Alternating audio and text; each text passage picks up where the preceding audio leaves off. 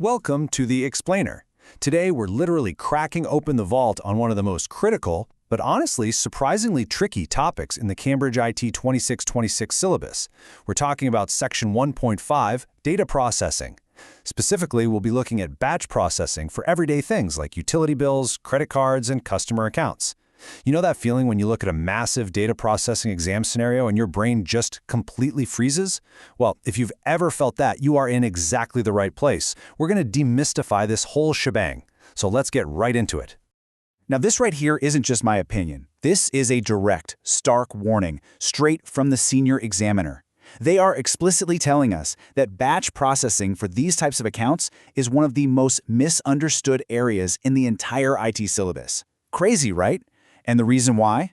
It's because students often just memorize definitions, but then they totally fail to apply them to real-world, complex scenarios. But don't worry, we're going to make sure you aren't one of those students. The stakes are definitely high, but the solution? It's actually incredibly systematic. Okay, let's dive into this. The real secret weapon you need to conquer this topic is something we call the method mark strategy. So what does that actually mean for you? Basically, examiners aren't just hunting for some magic final answer. They are grading your actual thought process. They want to see a systematic demonstration of your processing framework. When you're dealing with, say, a credit card billing cycle showing exactly how the batch is validated, processed, and updated step by step, that is where you capture every possible point. Think of it this way. It's all about the journey, not just the destination. Here is our roadmap for today. We're going to systematically cover 4 key areas. 1. Core principles. 2. The procedural framework. 3. Critical analysis. And finally, 4. Examiner warnings. Section 1. Core principles. The whole theoretical architecture of batch processing rests really heavily on systematic analysis and evidence-based reasoning. You've got to clearly outline how data moves from the input all the way to the master file. But here is the real golden nugget, straight from the principal examiner reports: integration. Candidates who actually reference cross-topic connections, like, linking the batch processing of customer accounts to data security principles or database structures, they achieve significantly higher marks. It basically proves to the examiner that you understand how utility billing doesn't just happen in a vacuum. It's an interconnected piece of a much wider IT ecosystem. It's like a giant puzzle. Section 2. The procedural framework.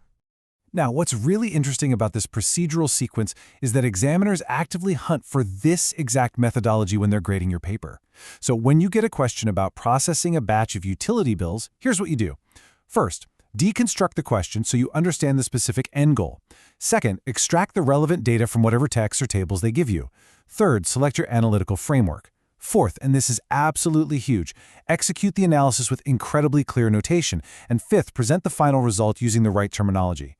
Listen, if you skip step 4, actually writing out the clear notation of your processing logic, you are literally leaving massive points on the table. And speaking of presentation, it is absolutely not an afterthought in Cambridge IT 9626. It is a strict, non-negotiable requirement. When you're presenting info about batch processing, it has to follow strict conventions. We're talking proper headings, precise IT terminology, appropriate formats, and really clear annotations. These are completely mandatory. If you fail to follow these conventions, it won't just make your answer look messy, it will actively cost you dearly in practical application marks, even if your underlying logic was totally spot on. Section 3. Critical analysis.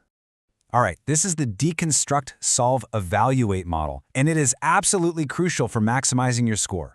When you're handed a complex scenario, let's say there's an error in a credit card batch update that ran overnight, you've got to break it down logically and solve it systematically. But I want you to pay special attention to step 4. Check for reasonableness. Let's say your batch processing calculation implies a single customer's monthly electricity bill is $1 million. You need the evaluative skills to catch that absurdity, question the underlying assumptions of the system, and then immediately jump to step 5, making justified recommendations to fix that data error.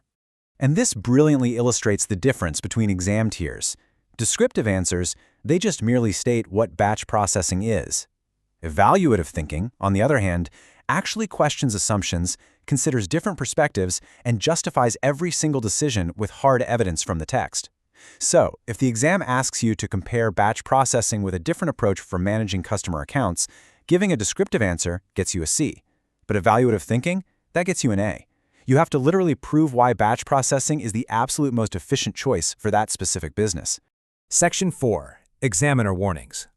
The examiner reports highlight that there are exactly 3 critical, repeating mistakes, and these mistakes consistently bleed easy marks from IT candidates year after year.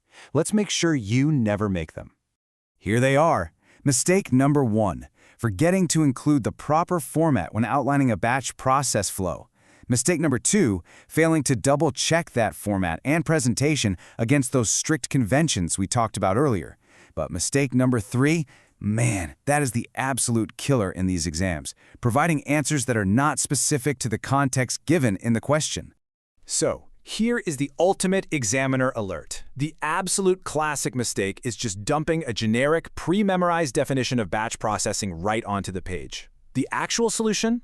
Always link every single point to the specific scenario they gave you. If the question is about utility bills, you better be talking about meter readings, transaction files, and monthly billing cycles. If it's about credit cards, talk about transaction logs, master file updates, and account limits. Context is literally everything when it comes to securing those top marks. To wrap things up, I want to leave you with a bit of a provocative question.